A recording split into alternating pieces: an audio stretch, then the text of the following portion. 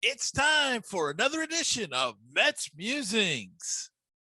Hi, this is Ron Darling. This is Skip Lockwood. Hi, I'm Ron Swoboda of the '69 New York Mets, and you're listening to Mets Musings with Gary Mack.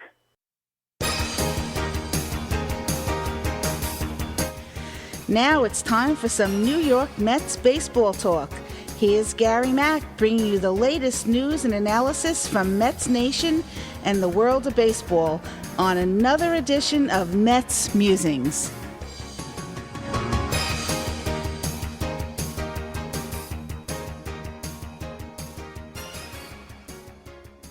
Hello and welcome to another edition of Mets Musings. I'm your host, Gary Mack, and I am so pleased tonight. We've got a great guest for you. He's a return guest, but always fascinating discussion. His name is David Krell. He is an author, and he's the author of 1962, Baseball America in the Time of JFK, and the New York Mets in Popular Culture. David, welcome back to Mets Musings. Thank you, Gary. Great to be back. David, we're coming up on the Mets now, the 60th anniversary. They started in 62. Your book covers a lot about the start of the Mets and the cult 45s, as well as what was going on in the country at the time. Tell us a little bit about that hectic year. Well, it was a year of progress. For those who remember, there was optimism. We were more or less unified. I don't think you're ever 100% unified, but the country was full of optimism. The space program was moving forward. John Glenn became the first American astronaut to orbit the Earth. We sent 3 astronauts that year in the Mercury missions. And if you look at Hollywood, Gary, Hollywood was breaking ground. Some really interesting things happening. To Kill a Mockingbird, Days of Wine and Roses, with alcoholism. They were raising questions and issues that really hadn't been discussed in cinema beforehand. And with regards to our beloved Blue and Orange, it was about time we had a National League team. And you know the story. William Shay was trying to get a team planted there. It was originally going to be the Continental League with Branch Rickey. That imploded, but through that implosion, we got 4 expansion teams, the Mets and the Colt 45s being 2 of them. Yeah, and of course, and in your book, you go through how they came about, and of course, there's some interesting stuff about Judge Roy Hofheinz in there, and the Colt 45s, and the part he had to play with all of that, and eventually they became the Astros, for those that may not realize that. Right. And of course the Mets, and you speak about Joan Payson a lot, and as you just mentioned, William Shay, and 2 important figures in Mets history, and yet, yes, they are in the Mets Hall of Fame, but that's about all Right. the recognition that they've gotten from the Mets, and I think it's kind of lacking. How do you feel about that? Well, I think Mr. Cohen has taken a massive leap forward in restoring nostalgia, because the Mets are a team of memory. It's a team of nostalgia, and uniquely so. I was listening to WFAN the other day, and I was shocked to learn that the Mets had not had Old Timers Day in nearly 30 years. Wow. So my hope is that we highlight some of these players. We highlight William Shay, Joan Payson, even Casey Stengel, and we highlight the moments of the past 60 years. If you run into a Yankees fan, they'll say, oh, you're still riding high on 69 and 86. But we have 60 years of great moments. Now, maybe we didn't get to the World Series every time, and maybe we don't have as many rings as other teams, but there were still some really great moments, even in the valley of 77 to 84 after Tom Seaver was traded to Cincinnati. There were some high moments in 79, 80, 81, 82. I don't know why we haven't, as a fan base, perhaps screamed harder for this, but Mr. Cohen is a Mets fan. I hope he goes further. I hope he brings back Banner Day. I hope he brings back Homer the Beagle. I hope that he redoes the rotunda, redo it. redo it. You can honor Jackie Robinson, but you can also have a mural or a mural of photographs or artwork depicting Nolan Ryan and John Matlack and Jerry Kuzman and Lee Mazzilli and Dave Kingman and Felix Mian. There are so many great players in our history that they deserve to be honored and remembered. I couldn't, I couldn't agree with you more. And I feel that there should be some more recognition. I Yeah. know the 62 teams and the 63 and 64, 65 were Right. terrible teams. But without the 62 team and the 63 team, there would be no Mets. You're And spot on. Spot they on. they really laid the foundation of the fans Right. that today or have grandchildren and children that they brought up as Met fans. Right. And I think, Ron Hunt should be in the Mets Hall of Fame. The Right. first All-Star selected, first elected to be a starting player on the All-Star team, and yet there's hardly a mention of him around City Field or in the Mets history. There's no mention of Joan Payson, and there's no mention of William Shay except for that bridge that takes you about 10 seconds to walk across. But these are people who really believed that New York needed a team. Joan Payson did not need another investment in her portfolio. She truly loved baseball. And you mentioned Roy Hofheinz. I think they should go in together. Roy Hofheinz would be an amazing pick for the Hall of Fame for what he did in Houston, in foreseeing the Astrodome, air-conditioned stadiums to block out the heat, especially in Houston where it gets awfully muggy. And to take those two giants who are somewhat lost to history, I think that would be a really honorable thing for baseball to do. Yeah, and the Mets should be honoring. We're finally getting Yeah. a statue of Tom Seaver, but we really should have one of Joan Payson. Absolutely. Absolutely. And her, for people who don't know, she's the first owner of the Mets, and she was an owner. I mean, she was at every game. I can remember as a kid watching TV, Yeah. and she was always there, and she sat next to the dugout. She had a box. They didn't have suites back then. Owners sat in a box in with people. I mean, Right. and she was there all the time. And anybody that don't believe it, go back and watch old films. Go back and Right. watch the highlight film from the World Series in '69. She's present there. You can see there's pictures of her in the Polo Grounds talking, leaning over, talking to Casey Stengel. Remember those pictures Right. we've seen as kids? Absolutely.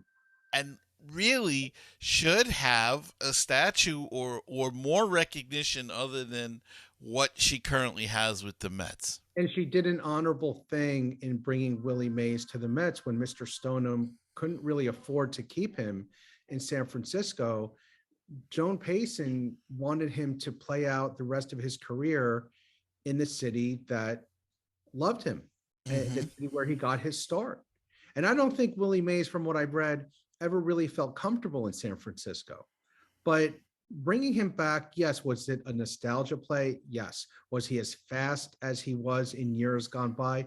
Absolutely not. But there was a thrill at seeing him suit up again. And to do it in a pinstriped uniform with an NY on his cap was just a marvel for anyone who was around at that time whom I've interviewed. They said it was just a joy to see him, even if he had faded a little bit. I saw him play as a Giant in his prime, I guess, in the early '60s, and he was awesome. And by the time he did get to the Mets, there was flashes, let's say. Right. A lot of it was gone, but there were flashes of greatness there, and Yeah. it was a thrill. And we don't see that. And you had talked about Cohen bringing back events. The Mets have announced that they're bringing back Old Timers Day. That should be a great thing. I hope they bring back some of these guys that are getting up there. Jay Hook, for instance, first Met to win a game. Bring back some of those guys.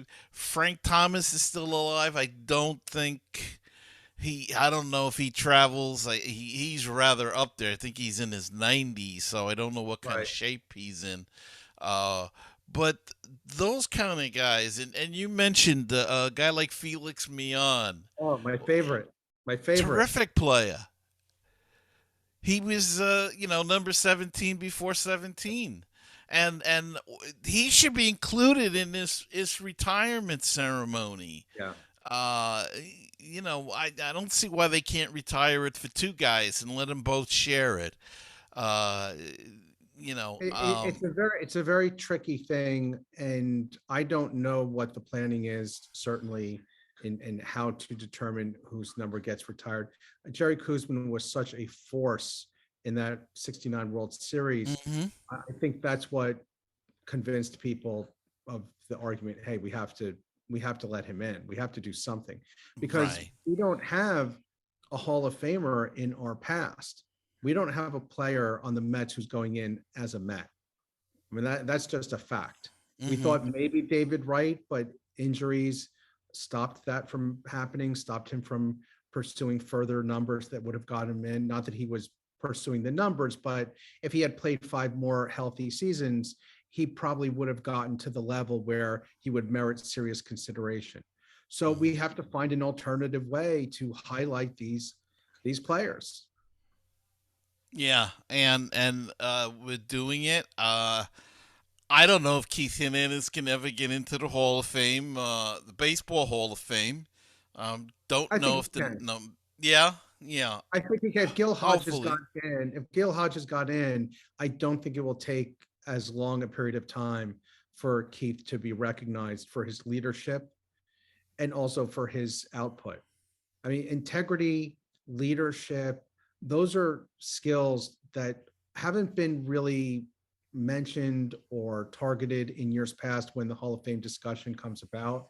But in all of the literature that I've read about the 1980s Mets, Keith was the defining force that said, we're going to be professional, we're going to be tough, we're going to give 100%. None of this just, galloping around. We are going to do the best that we possibly can. And I mean, you've read the same books I have, and you've heard the same players interviewed. They all pointed. Doc Gooden points to Keith. And Keith would come to the mound and settle him down if he got into trouble. That's invaluable. It's absolutely invaluable to have a player on that team who can take charge. And he had already done that to an extent in St. Louis, but New York's a much bigger stage, and there was more at stake when we had the 86 team. And he also saw postseason glory in 82. So he knew about pressure situations. He knew how to respond. He knew how to prepare. He knew how to come back from a letdown. And he has an MVP on his resume. Yeah. What was it? 11 or 13 gold gloves he's got. Yeah. So, I mean, he's got the resume. I think the only thing that hurts him was he wasn't a power hitter in that position. Right. And his lifetime average was 298 or 299. It just fell short, and he curses the year that he played in Cleveland because of that. Had he retired. I get pushback from friends of mine when I mention Steve Garvey. Similar numbers, 294 lifetime batting average. But the NL's Iron Man played 162 games for several seasons. And I think as time goes on, where we're getting more sophisticated in our interpretation of statistics and what they mean, I think these guys will start meriting serious consideration where they hadn't before. Because I would talk to people at the Mets 50th anniversary conference at Hofstra, and that's when I first heard about Keith Hernandez possibly being a Hall of Famer. I said, gee, that's really interesting. Let me look at his stats. It's become more a part of the conversation in the past couple of years. You mentioned Steve Garvey, and I've always been surprised that he was not in the Hall of Fame. He was such a dominating player, Yeah, in a long period of time. It was not a right, short, like Mattingly dominated the game, but it was in a right. shorter period of time than Garvey did, and he did it with two teams really. Yeah. Um, I'm really surprised, and he's got some World Series champion and under his belt and other things. But I've always been surprised that he did not make it, and yet Harold Baines gets in. So maybe Steve Yeah. Garvey someday will get in. I think so. And I think as we keep having these conversations, Gary, you'll start to see more owners like Payson and Hoffhines be mentioned because they are not they don't really engender a lot of passion. No one's vying for an owner to get in, except people like us.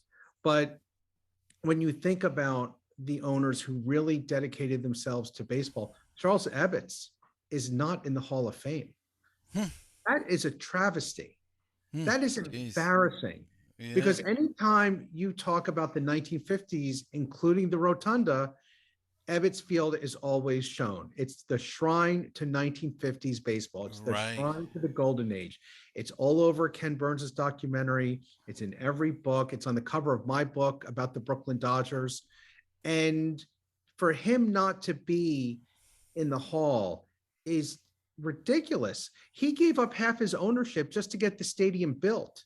He sold off 50% because he said, I'm not going to backstab the people of Brooklyn. They've been good to us, so we have to be good to them. We're going to get this ballpark built.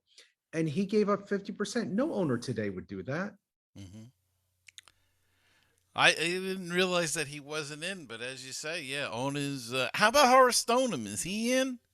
No, and there's a wonderful biography out right now, 40 Years a Yes. Giant, which just won a terrific award from Sabre, the Seymour Medal. And it is a fantastic piece of work. And it's a well-needed and overdue biography about the Giants owner. And it puts him in a new light. And I think when time passes, you will see some discussion about Stoneham as well, because he made that move with Mr. O'Malley, and Stoneham easily could have gone to Minnesota. He had a fan base there with the Mm-hmm. Millers, the Yes. AAA Millers, Right. but he decided to go with Mr. O'Malley, and they set up California baseball, brought it to the West Coast, and I think you will see him at some point. Yeah, it's the we have the stories about him being a drinker and and I think that kind of puts a shadow over him and getting fooled into going to Candlestick Park and Right. all of that. And that But they didn't, and that they didn't really win a lot of titles. That's another thing. That if right, you right. win, people will forgive almost anything. Mm-hmm. And they had great teams, great players, They McCovey, had Nate, Ada. I mean, when you're doing the Stratomatic Hall of Fame edition, McCovey is my first pick, always, always. They did have some great teams, even Ray Hart and Gaylord Perry and Right. for a spell they had terrific ball players out there. The Alou brothers just couldn't they couldn't get it done in those days, but Well, always I've talked to competitive. I've heard players talk about Candlestick, and I've talked to players who played in the American League, and the AL players didn't like Oakland. The NL players didn't seem to like Candlestick with the wind. Mhm. They said that Oakland would get cold at night. It was tougher to throw the ball. It was tougher to hit the ball. So, look, it became an icon for San Francisco, but was it a great ballpark? I don't I don't think even Giants fans who are diehard would classify it as a great ballpark, but it was home. Was Shay a great stadium? Was it a great ballpark? It was home. It's where No, you went to see your team that's right. play. It didn't really matter. The Coliseum, I mean, by today's standards, we're hoping that Oakland gets a waterfront stadium. They've deserved it for so long. The Coliseum is way out of date, but to diehard A's fans, it's home. That's their home. Yeah, it's funny that you mention that because we hear so much about Tampa Bay too, how Oh, bad Trop Field is, oh my and gosh. yet my brother lives down there and he goes to the Tampa Bay games once in a while. And I asked him, "What are you thinking about the stadium?" He says, "It's okay. It's Yeah. it's nothing special, but it's okay. It's comfortable enough." So. I guess, like you said, if it's your home, it's your home, and you really Exactly. don't care. And Shea Stadium. Now, how many people remember it fondly? Right. Hated it because of the bathrooms and the flooding And if and you were back under the overhang, it cut off your vision of half the field.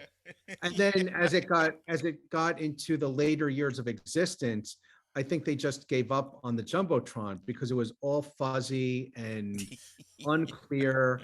And I my guess is the Wilpons just funneled their money into City Field at that point. yeah, But yeah. but when you see the exterior with the blue and orange panels, you get a little twinge of excitement because that's where I went. That's what I watched. I watched Kinder's Corner. I listened to Bob Murphy on the radio and he was talking from there.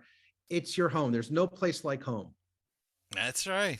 And look, I had the biggest thrill. I was there for a night game when the slideshow thing actually worked on the top of the scoreboard. There was a little. It was, well, it wasn't little, but to us, it looked little from a distance. It was a square. What would you say? A square box, part of the Right. scoreboard. And in later years, it just had the Mets logo. If anybody remembers Shea Stadium, the Mets logo.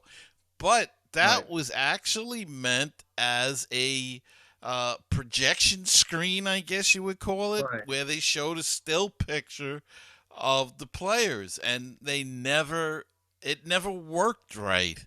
But I happened to be there in a night game when it worked early on when Yeah. Shea opened in '64, and it was like an amazing bit of technology then. M- Um, My favorite memories of Shea, I was there on Father's Day when David Wright hit the grand slam. And I was there at a game when Reyes hit an inside the park home run.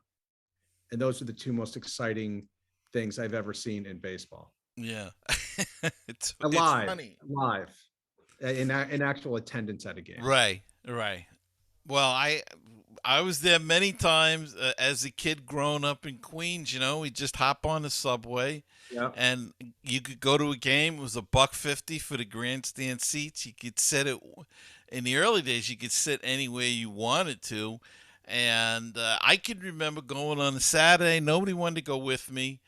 I don't know. I had to be 15 or something, 14 years old. Hopped on the subway and went grabbed a couple sandwiches from home, hopped on the subway, went to a game. It was Old Timers Day. I wanted to go Old Timers Day. Yeah. And it was, I can remember the Big Poison and Little Poison from Oh, Pittsburgh, the Wayner your brothers, brothers. and they'd have all these old guys. And um, I was just thinking when they announced this year's Old Timers Day, we thought those guys were so old and they played in the 30s, and it was only Right. like 30 years or Right. something. Exactly. I was just saying that to someone today that Me TV Plus airs these great cop shows from the 60s and 70s. And I was watching the Mod Squad and I said, oh, this episode's from 1972. Well, that's not that far back. And then I Right. realized it's 50 years ago. 50 That would years be ago. that would be like in 1972 if you were watching silent movies from 1922.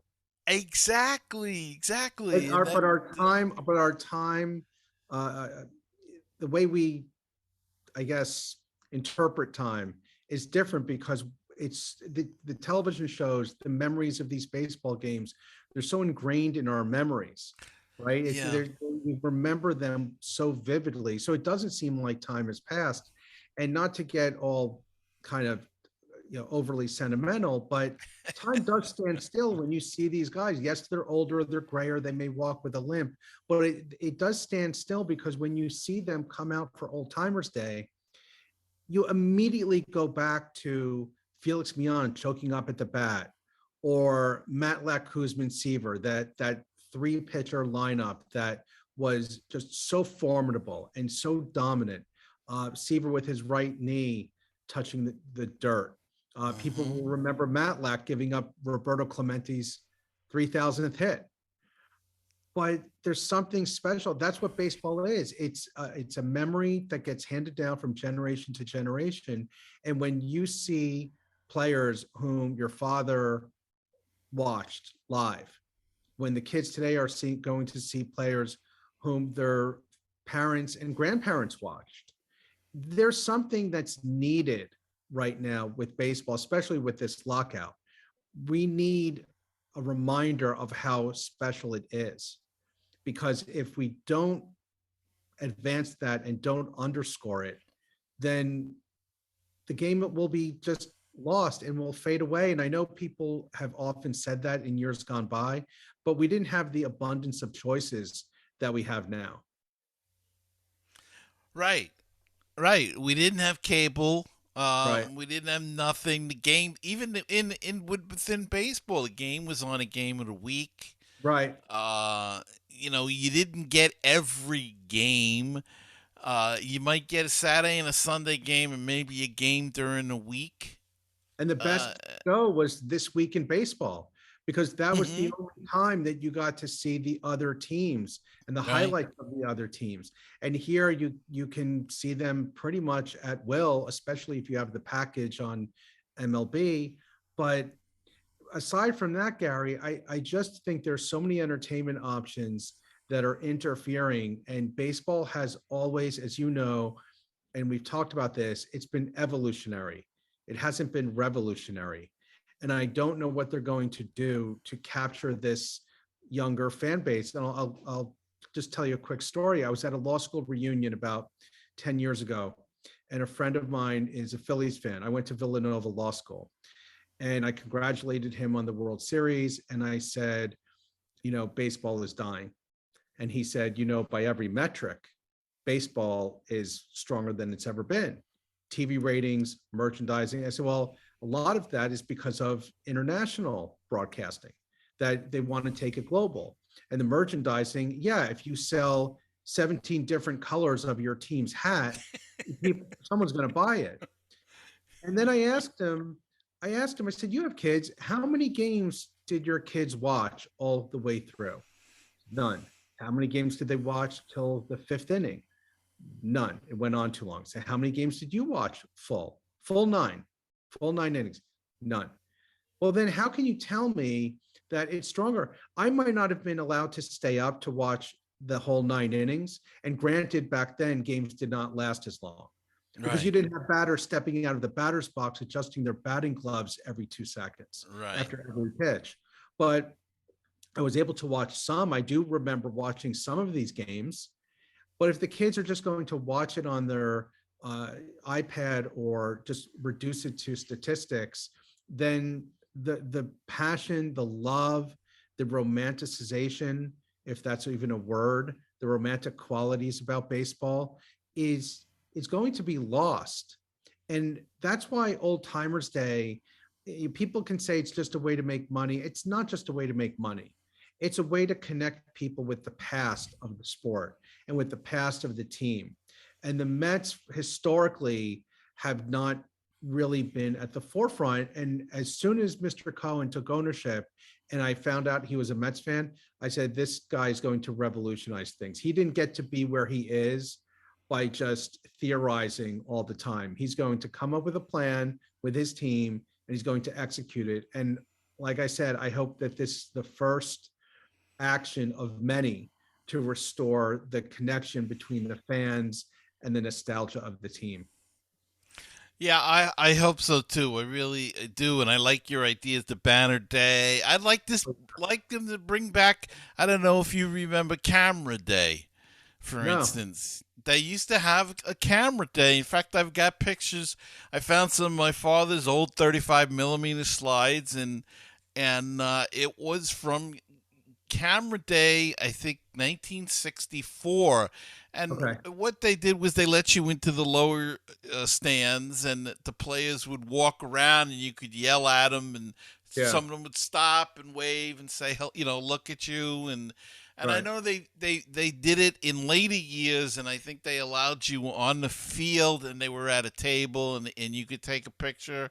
Um, those are the kind of things I think they need to bring back because we're losing. Yes, I know there's a lot of problems with security nowadays and the nut jobs, but we're losing that connection with with the players. The younger people may get it a little bit more because they feel like they've got a connection to through social media, through Twitter. But for us older people, we're losing that connections to the player. I actually sat here one day and thought about last year's team and really during the season. And I said to a friend of mine, I said, there's really not one guy that I really like on that I could say, I want to root for him or I'd buy his jersey if I was young. You know what I mean? Right. Uh, Right. like a Gary Carter or a Mike Piazza when he was here, or an Al Jackson or something like that in the past. There was nobody that I said really. I don't like Lindor. I don't like Baez. It's very tough now, Gary, because players do not stay with their teams as often as they once did. Mm-hmm. And I know that, players have been traded since there was baseball.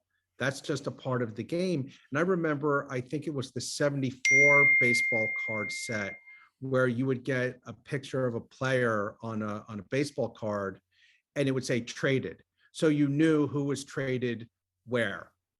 And I thought that was pretty cool, right? Because then you can chart where everyone's going.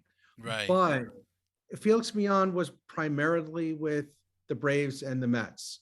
Willie McCovey was primarily with the Giants. I know he played with the A's, and I think he played with the Padres. Yeah. But you were able to develop relationships or followings with these teams for several years. And that's another thing that's been lost. There's so many things that have been lost. The relief pitchers, using 3 relief pitchers in one inning. That's just foreign to me. That is just foreign.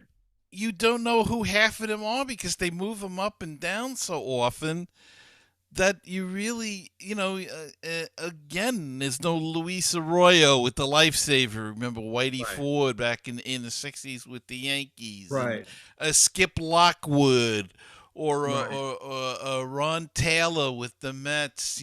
There's no connection to these people. And I think that's where the game is got to go back to. Unfortunately, I think the commissioner is I don't think he likes the game of baseball, and I'm not sure he knows the history of baseball. And I think he's all about making money for the owners, and that's it. Well, making money is how you keep these teams afloat. And I have absolutely no problem with that. I No, encourage neither it. do. Right. But I would like to see baseball as a whole get back to this nostalgia because the country's never needed it more.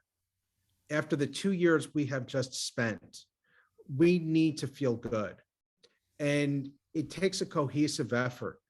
And it comes from the top. It comes from the owners, comes from the commissioners or the commissioner and his team to figure out a marketing plan to get people. You and I will always watch games or go to games, but there are fan bases that are being lost across the country. Now you can say, well, we have film type screens or, the screens that we have Remember when you were a kid, if somebody had a 27-inch television on your block, that was a rich person. That was a big screen at 27-inch. I mean, if your parents had a 19-inch, like that was good. But a 27-inch, now we have 60-inch screens. And it's like going to a movie because of the aspect ratio. Right. You have other opportunities in entertainment, in sports, basketball, football, hockey. They've all raised their respective levels in terms of marketing. I think with baseball, one thing that's challenging, it's 162 games. It's really, really drawn out. But by the same token, they're going into November with the World Series. And that is unthinkable that you're going to play in a World Series and you can see the breath coming out of your mouth, that it's going to be 40 degrees. That's just ridiculous. And Yeah. what's going to happen, I'm telling you now, what's going to happen is you're going to have a World Series where the team is from Detroit or Cleveland or Milwaukee or Minnesota or New York, and there will be a blizzard. There will be a freak November blizzard that will force a postponement, and you're going to see the World Series played in mid-November. All right. They're not thinking this through, and it's all for making more money, but there's a point where it's just absurd. When you have playoffs after playoffs after playoffs, let's just make the whole season a playoff. Let's start the playoffs in August, because they don't want to do double headers. If they did double headers throughout the year, you wouldn't have this problem of playing the World Series in November. Mm-hmm. You simply wouldn't have it. But they don't want to do double headers because no one comes to the ballpark. Well, they don't come to the ballpark because it's 3 hours long, and it's 3 hours long because of some of the things we mentioned. Mm-hmm. I'm contributing games to the Saber Games Project. I'm working on one right now about the Mets opening day in 1973. Tom Seaver was the pitcher for the Mets. Steve Carlton was the pitcher for the Phillies. The time that the game took was 1 hour and 56 minutes. If you get 2 hours, 56 minutes today, that's what's expected. 1 hour 56 is not expected. And I'm not even talking about TV commercials that they put in there. I'm talking about the delays caused by walks around the mound, the rosin bag, the players adjusting the batting gloves, re-gripping the bat. They didn't do that years ago. No, they got the ball and they threw it. Exactly. And they dug in, and they didn't take these long counts. Once in a while they did. I mean, they took pitches, of course. But it was a different pace. And you would just think, and you would think, Gary, just make this point, that in today's society where everything is rush, rush, rush, and we have instant gratification in terms of communication. Well, I called you. Well, you didn't call me back. I guess I'll text you. I'll text you. I'll text you and I'll email you just in case you look at your email before the text. Right. Baseball's going the other way. They're saying, no, we'll make the games longer. Our behavior will make the games longer, which contradicts where we are as a society, where we want things now. And there are games from 100 years ago, and I know it might be an unfair comparison, but if you go to games 100 years ago and look up the newspaper clippings, they were 90 minutes. They were 90 minutes, and I'm talking about before lights were installed. So if you went to a game in 1920 in Chicago, you could be back at your office. You could take a 2-hour lunch, right? You could take a 15-minute walk to the ballpark, to Wrigley. Then you could go watch the game and then go back to your office. That's a different time. We don't have that anymore, but we can start recapturing some of it. It's interesting though, because there was a study done by Major League Baseball, and they asked people that were at the stadium, and they asked people that watch games on television, and the people that watch games on television said the games were too long. The people at the stadium said they were okay with the games. Now, I can understand that because you want to get in your seat, you want to relax, you want to, there's lines at the concession stand, and you got a 90-minute game, you're going to get yourself, you might be online for a half an hour, so you're going to Well, miss a third of the but the game.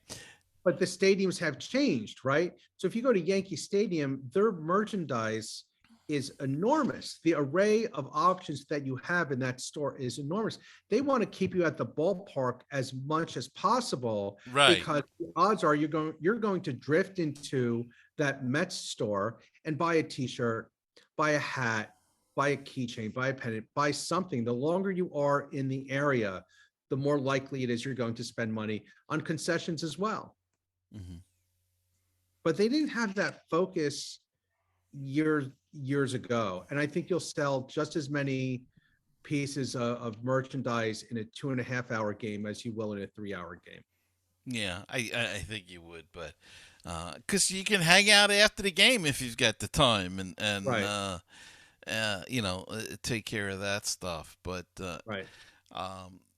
yeah, I don't know what the answer is. I think they need to go back and watch some of these old games and be showing them the minor leaguers instead of Yeah. trying all of these crazy shot clocks or pitch clocks and all of that kind of thing and Right.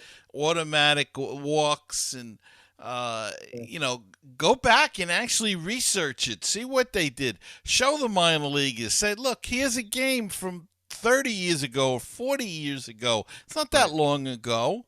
Yeah. And look how quick it went. Look what these guys did. Here's a Willie Mays. Here's a Mickey Mantle. These guys are in the Hall of Fame, I don't know what the answer is, and we're not going to solve it. But tell us about we spoke a lot about things in your book, 1962. The other book, we didn't mention too much. We did mention about Joan Payson. There's a lot Right. about Joan Payson in your first book, or was that your first? That was the first Mets book, or the New York Mets in popular culture. Right. That's an anthology that I edited. I Mm-hmm. contributed a couple of articles. We had great contributors writing about other topics. We had a trio of professors from LaGuardia Community College writing about the rock concerts at Shea Stadium. And we had a film historian and professor, Janine Basinger, write about the impact of I'm sorry, I'm misattributing her. Bill Reisig wrote about Casey Stengel, and I wrote about the West Wing, the characters of Josh and Toby. Josh was a Mets fan, and Toby was a Yankees fan, and I broke down their personas. Josh was optimistic. Josh was hopeful. Josh wanted a consensus.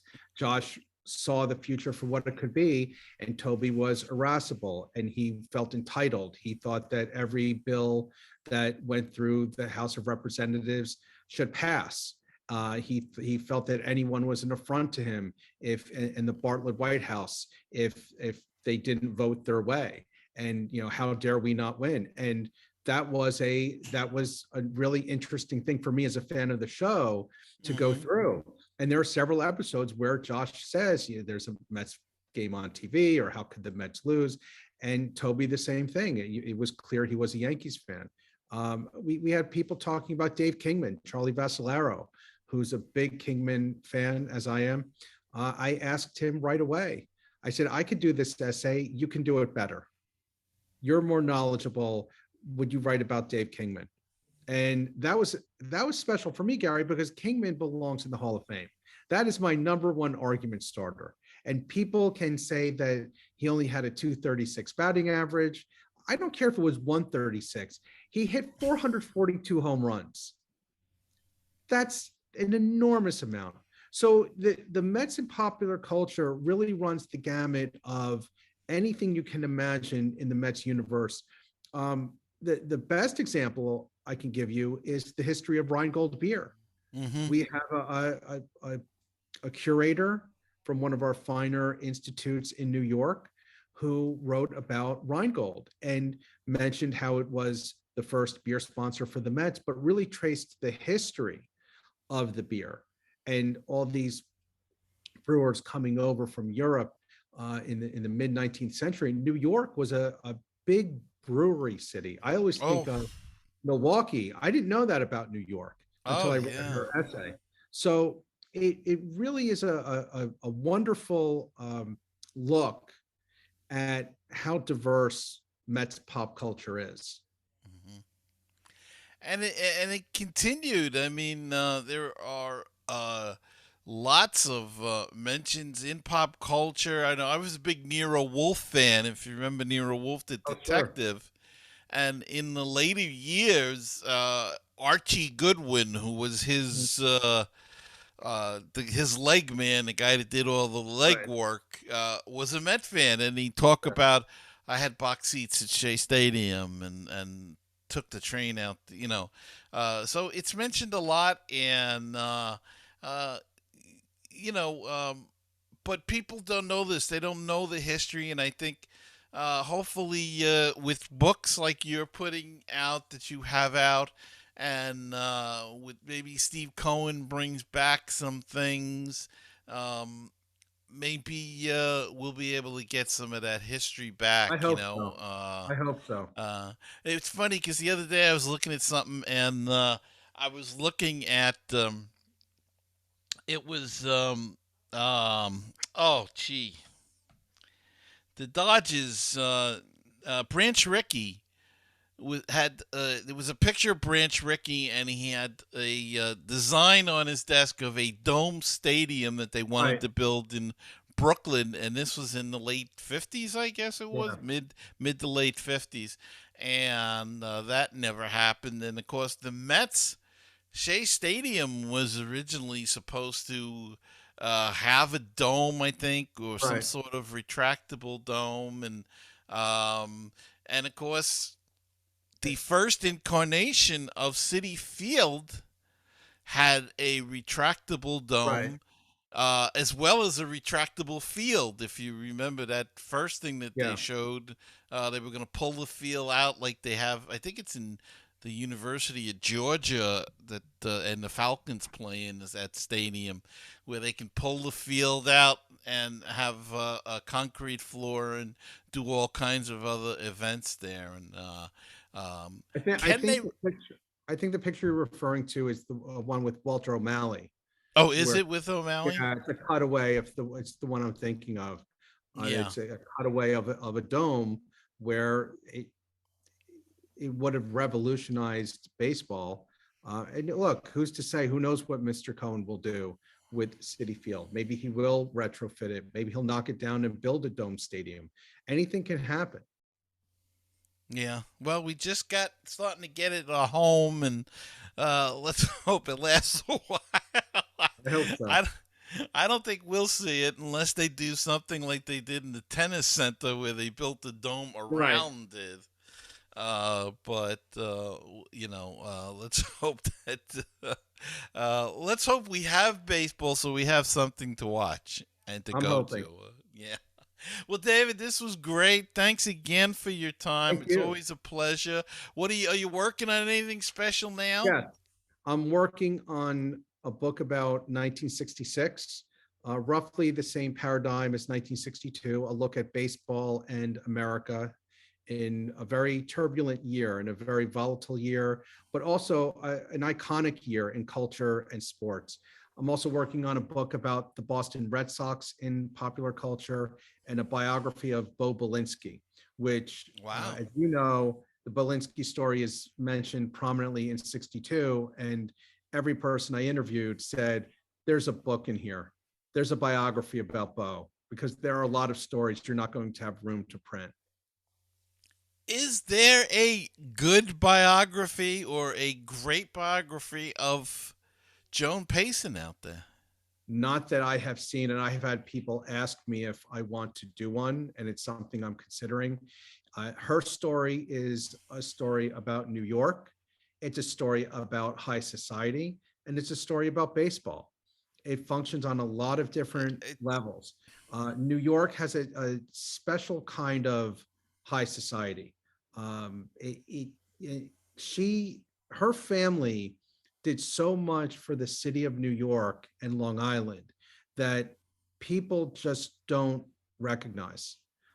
Because to my understanding, the Paysons and the Whitneys were not people to celebrate what they did. They just did it. Mm-hmm. They just did it. And because they had that kind of wealth and they had that kind of influence, they said, okay, let's get something done. They approached it as business people. From everything that I've read, it wasn't just, oh, here's a check, I'll put my name on the building. They really were a part of it. And she's just a fascinating woman. Right now, Effa Manley is the only woman inducted into the Hall of Fame, but Joan deserves to be there. And I hope that it won't be too long before we see her. Do you think her cause was hurt by Marge's shot? No, No, not at all. Not at all. I just thought she came off as so bad as an owner. I think that, I know. I'm sorry. Go ahead, Gary. No, that's I just wondered if it could have hurt other women owners that were before her. I think the problem that people like us face, who, if we want to advocate for somebody, is that they're lost to history. Mm-hmm. That the people today don't know, recognize, they're not curious.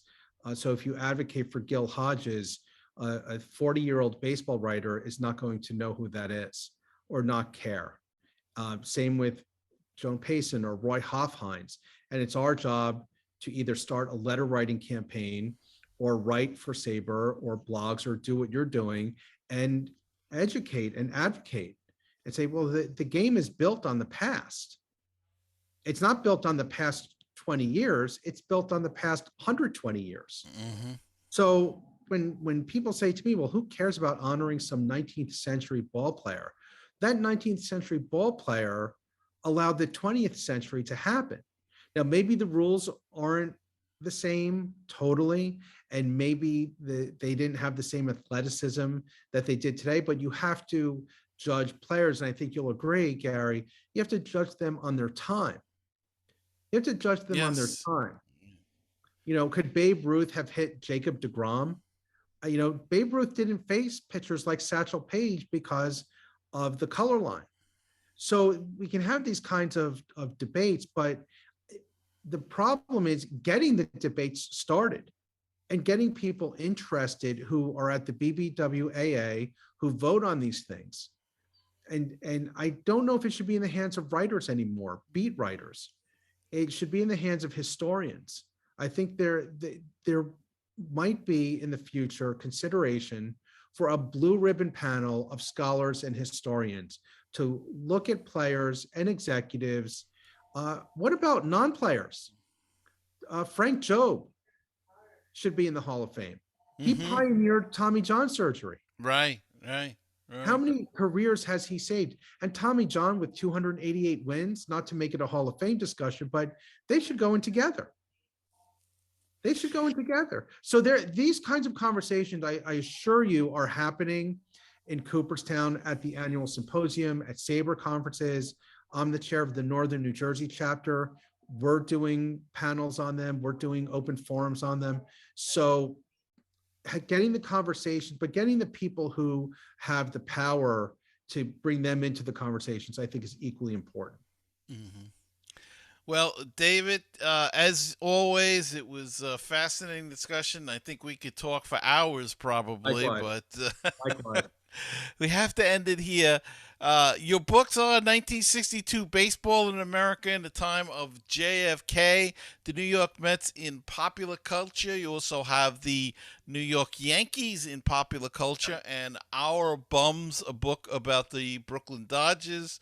Yes. Of course, one of the most beloved teams ever in the history of baseball, if you read. And I think people should read that book, even if you're not a Dodger fan, or we're not, but it shows you some of the basis of baseball in New York in the Horace Stoneham book. If you read that, you'll see about the Giants and the love that the passion that those fans had. They were a little bit more, I don't want to say sophisticated, but they weren't as outgoingly passionate as the Brooklyn fans. Well, I think Right. that's fair to say. I And think so. but they were fans nonetheless, even to this day. There's the New York Giants Preservation Society, Mhm. and so all of that is very important if you want to know the history of the game. And David brings it to you in his books, and we try to bring it to you on this podcast when we can. David, again, thank you so much, and I'm sure we'll talk again down the line. Absolutely, Gary. Thank you so much. Always a pleasure. I'll be right back. And BBQ, your place for interesting baseball talk, opinions, and history. Baseball and BBQ, your place for barbecue recipes, tips, and interviews from the world of barbecue. If you like baseball and if you like barbecue, then tune in to Baseball and BBQ. Find us on iTunes, Stitcher, Google Play, and BaseballTalkRadio.com. Wouldn't it be great if you could get a PhD in life through baseball? Welcome to Baseball PhD, a tour company for your brain. 30 major league teams, 100 places to see. Let's touch them all as we make the road trip of a lifetime.